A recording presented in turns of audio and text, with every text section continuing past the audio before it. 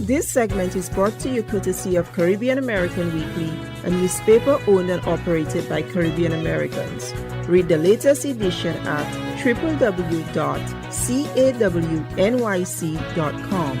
That's www.cawnyc.com. To like us on Facebook, to advertise or to subscribe, visit us at www.cawnyc.com. That's www.cawnyc.com. To advertise with the Caribbean American Weekly publication for freelance assignments to distribute at your business place, visit us at www.cawnyc.com.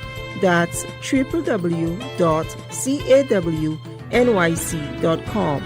Or to meet a marketing representative at our office, call 718-771-0988. That's 718-771-0988.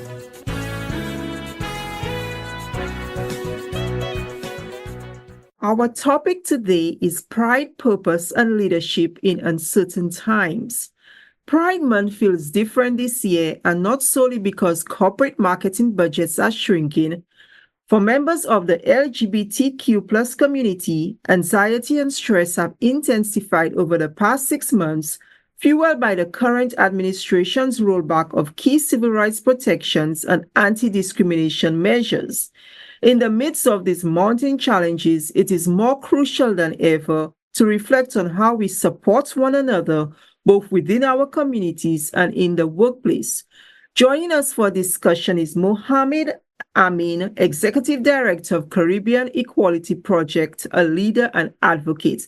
Thank you so much. It is such a pleasure to speak with you today. Thank you so much for having me. Hi, everyone. My name is Mohamed Amin. I am the founder and executive director of Caribbean Equality Project, and we are an immigrants' rights organization that empowers, advocates for, and represents Afro and Indo-Caribbean LGBTQ people in New York City. For a decade, the organization has focused on advocacy for LGBTQ and immigrants' rights, gender equity, racial justice, immigration, mental health services through public education, community organizing, and civic engagement. You do a lot. We do a lot. The Caribbean Equality Project was launched in 2015 in response to anti-LGBTQ hate. Let me just repeat that part. The Caribbean Equality Project was launched in 2015 in response to anti-LGBTQ hate violence in Richmond Hill, Queens, where the organization was founded.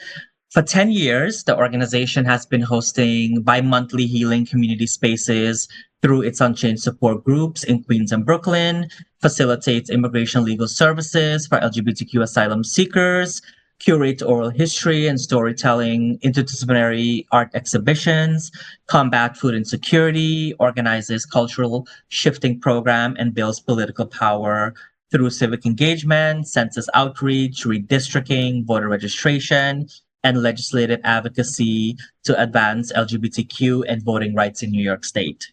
Excellent.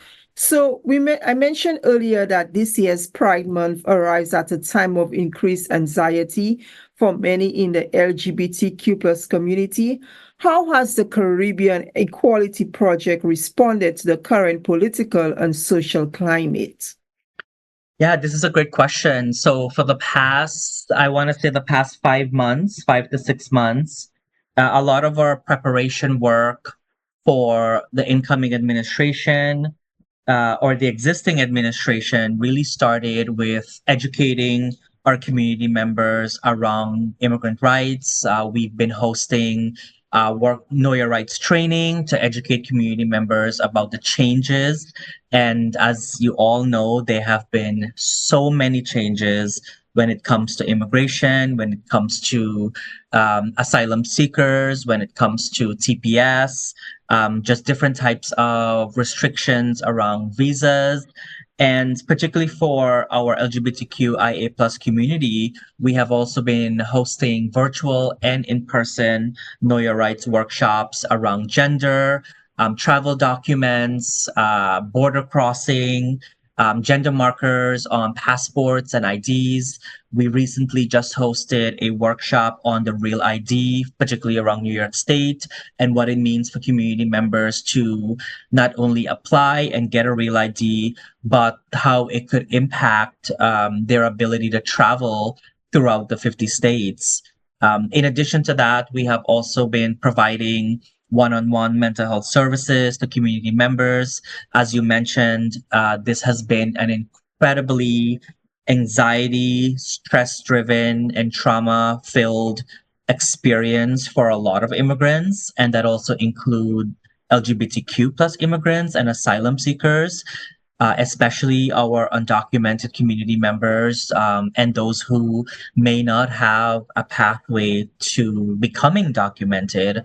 We have been accompanying community members to their ICE check-ins, their immigration hearings, and it has been really, really emotional. Just 2 weeks ago, I accompanied a queer Jamaican asylum seeker who had a check-in regarding their asylum case, and we spent over 6 hours at 290 Broadway to wait for his hearing. And when we entered the building that morning, we were greeted by 7 ICE officers just waiting in the building to detain anyone whose case was dismissed. Um, Fortunately, our community member, we were able to provide him with legal representation. And so he was able to have a lawyer present to support him.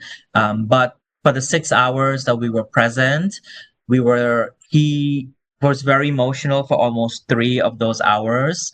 There was even a moment during the hearing when the ICE lawyer asked for his case to be dismissed. And under any court in any court situation, hearing your case is dismissed would be a positive sign. But for an immigration case, particularly an asylum case, hearing that your immigration's case would be dismissed is actually very traumatic. It means that you will be entered into deportation proceedings, and the ICE officer and a lawyer tried to have his case dismissed because it was filed just over 2 years ago. But luckily, the judge that was proceeding over the case uh, reaffirmed that the case was filed over 2 years ago and therefore doesn't meet their 2 year limitation mark. And what we're seeing now is any asylum case that's been filed less than 2 years ago, they are trying to dismiss those cases. And once those cases are dismissed, those individuals are immediately detained by the ICE officers present and waiting outside the courtroom. And we have seen a lot of this played out in the media. Just this week, the New York City Comptroller Brad Lander was detained in his attempt to prevent ICE from detaining a few asylum seekers as well. And it has been really, really a traumatic experience. We're seeing national attempts to separate families. We're seeing children being deported. We're seeing children being detained and put into isolation. We're seeing students being detained at their schools or when they're going to school or coming out of school. We're seeing green card holders and folks with a citizenship being detained. And while a lot of this is extremely scary and very traumatic, it's also about fear mongering. It's about really putting fear into our communities. And what that has translated to is so many of our community members are not showing up to work. Uh, Families are losing income because they're afraid to go to work because of ICE raids. Families are not sending their children to school because they don't want them to be traumatized and they don't want them to be detained. But also, it takes a toll on our economy. Our small business owners who may employ immigrants are not hiring immigrants as they once were. We have community members that have been let go of their jobs because of their immigration status. And particularly because they're undocumented. They are afraid to like file a complaint. They're afraid to file any type of paperwork to have their names in the system. So there's a lot of fear at this moment, and rightfully so. We're seeing travel bans. We just saw a travel ban instituted that then itself is very racist and very Islamophobic. It's primarily attacking African countries and Muslim countries. We saw this back in 2016, 2017, when the Muslim ban was first instituted, and we're seeing it again now on a wider scale. We're seeing a deeper investment in separating families. And we have to think about who's paying for that. And the truth is, taxpayers are paying for the violence, the immigrant violence, immigration violence, the surveillance, and the over policing that our communities are experiencing right now. That is true. So, with corporate support dwindling, what does meaningful allyship look to you? What does meaningful allyship look like to you, and how can businesses still show up in authentic ways for the community? Yeah, excellent question. I think allyship as of right now has to be grounded in truth, has to be grounded in solidarity, and it has to be grounded in protecting each other. Our LGBTQ communities and our immigrant communities deserve to be protected. Particularly for our LGBTQ plus community, we have always valued our allies. Our allies are our parents, our siblings, our neighbors, our coworkers, our aunts and uncles, our doctors. These are all allies to our community. And we are looking for our allies to actually stay true to their values and their moral, and stay true to their belief that everyone should be treated equal.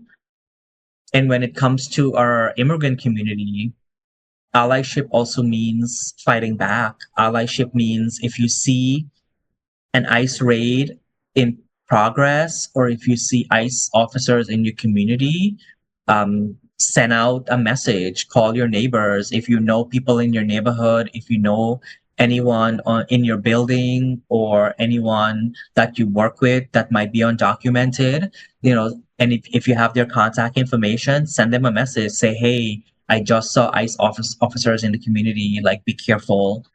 This is one way to protect each other.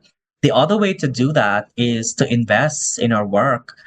Caribbean Equality Project is celebrating 10 years this year. And we have been on the ground for the past 10 years, not only protecting and serving our community, but we have also been fighting back. We have been fighting back at the city level, the state level, and the federal level against anti-LGBTQ bills, anti-trans bills, anti-immigrant bills. We have been fighting for a deeper investment from the state and the city council to protect our communities, to invest in organizations like us and those that are serving immigrant populations that are underfunded right now. As an organization, we have lost funding cuts at the federal level. We have gotten experienced funding cuts from foundations, and also corporate sponsors that once invested in LGBTQ programming. We were told just a few weeks ago, we were told that our population was no longer a funding priority in their portfolio.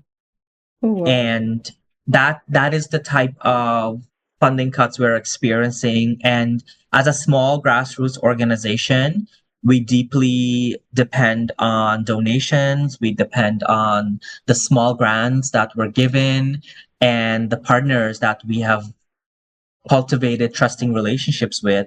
But now we're seeing that these very same partners that once showed up in our spaces are rolling back their diversity, equity, and inclusion policies. We're seeing that they're rolling back their LGBTQ policies, and we're seeing that they have ceased funding to LGBTQ work and LGBTQ organizing, and that directly has an impact on our abilities to offer free programs and services to our most vulnerable community members, and those are or LGBTQ immigrants, asylum seekers, and undocumented folks. So, Mohamed Che Guevara said that leaders rise to the occasion and leadership in uncertain times demands resilience. What keeps you grounded and where do you draw strength when civil rights protections are being rolled back? Yeah, I think my community keeps me grounded. Fighting for my community keeps me grounded. Fighting for my community gives me strength. I know that Caribbean people are resilient people. It's a part of our history. It's a part of our ancestry. It's a part of our Caribbean history. And we have transplanted not only our culture and our music and our dance and our food and our holidays to New York City, but we have also transplanted our resilience to New York City. And as a New Yorker, first and foremost, as a New Yorker, we belong here.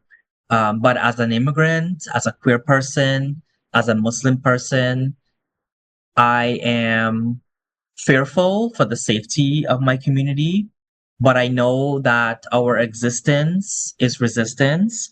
And every single day, I fight to keep my community safe. I fight to keep them protected. And I fight to make sure that they have the resources to not only survive, but thrive. So, how do you balance the emotional toll of advocacy with the need to remain visible and vocal, especially for Caribbean LGBTQ plus youth navigating multiple layers of discrimination, some of which you eloquently described? Oh, that's a great question. Well, first and foremost, my therapist helps me. I have weekly and sometimes bi-weekly calls with my therapist to really unpack the emotional labor that it takes to be a leader in this country, in this state, and in this city right now. And I view mental health and self-care as vital components to emotional wellness and physical wellness. That's how I'm able to stay grounded. That's how I'm able to show up every single day and do this work. That's how I'm able to show up for trans youth that are experiencing immense erasure and immense political violence at this moment. Just 2 days ago, the Supreme Court ruled to block trans healthcare for trans youth.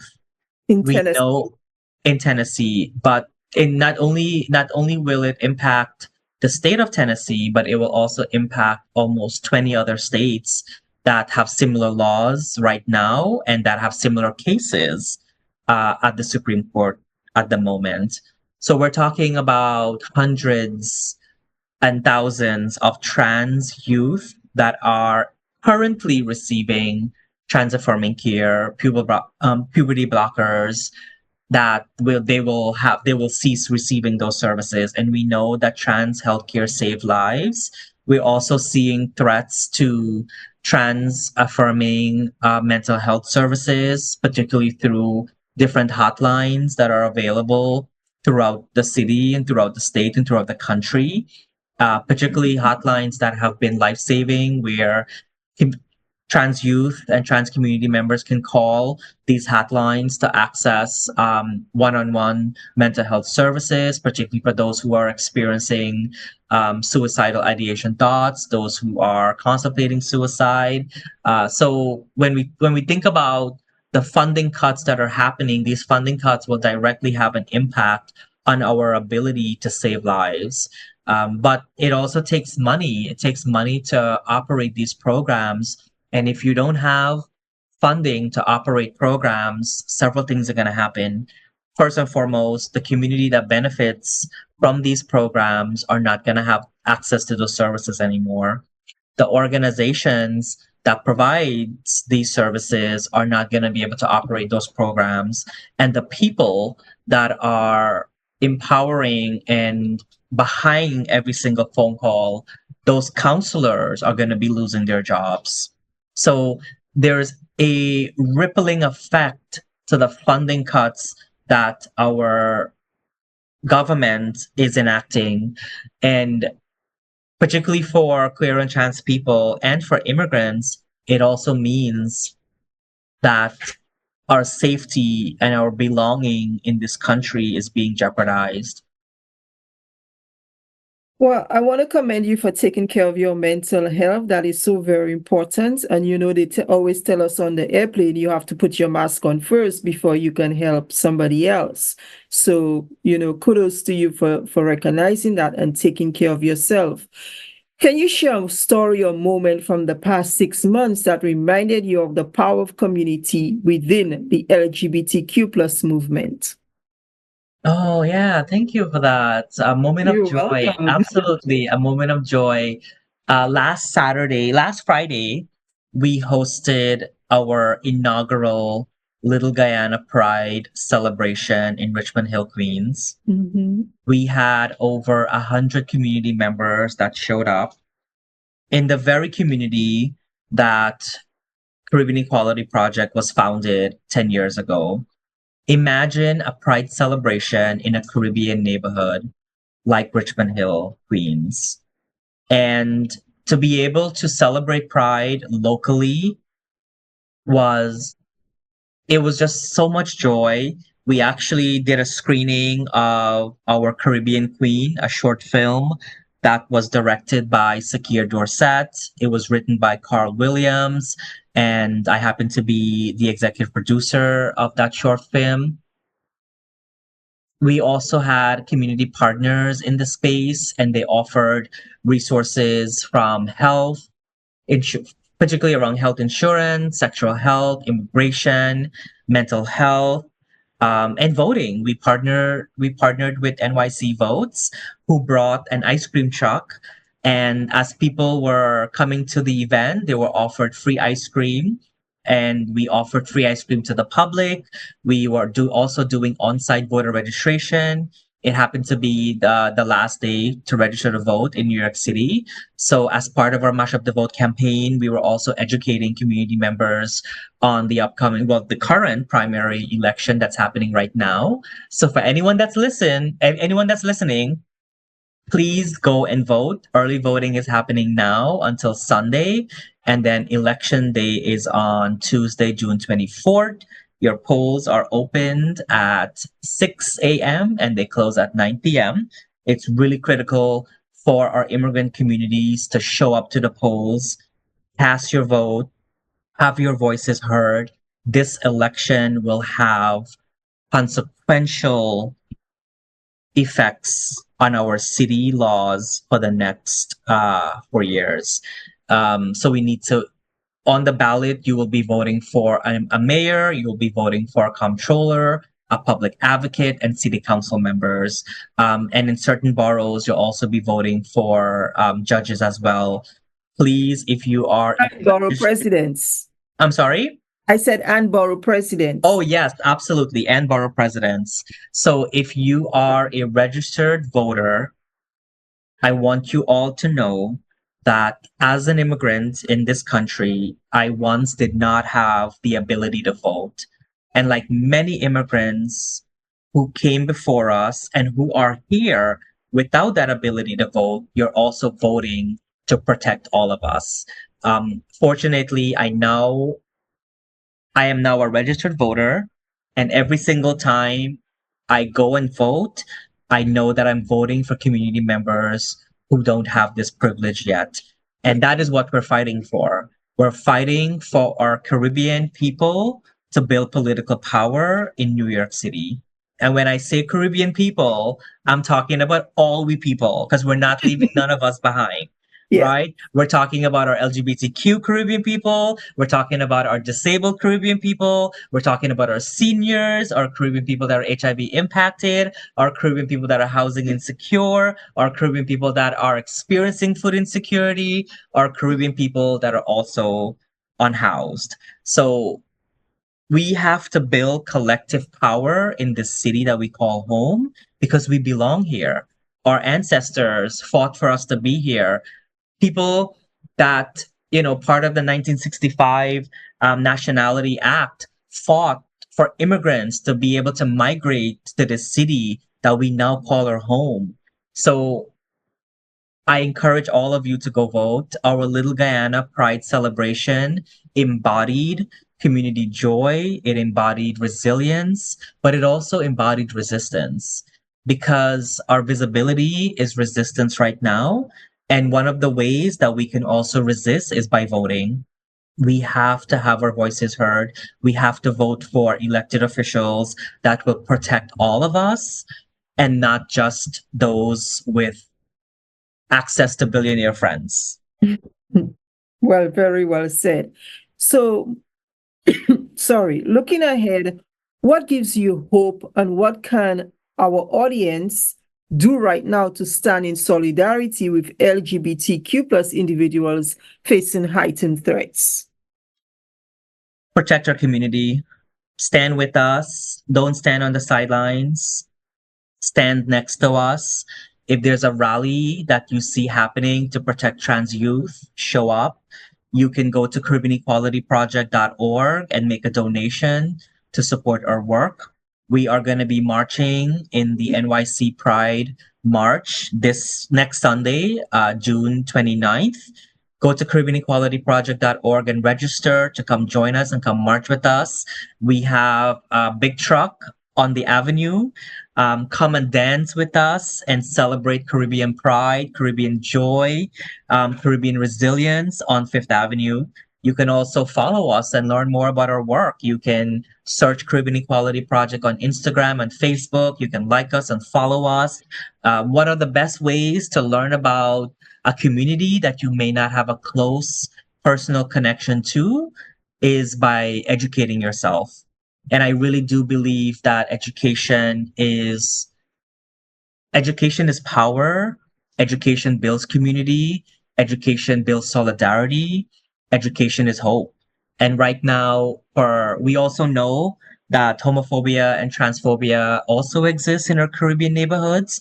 And while we continue to combat that and we continue to fight back against it, we also know we have a lot of allies that have spoken up in rooms that we're not present in. And I also want you to all to know that we value that. We may not have been in those rooms, but that's also a form of solidarity.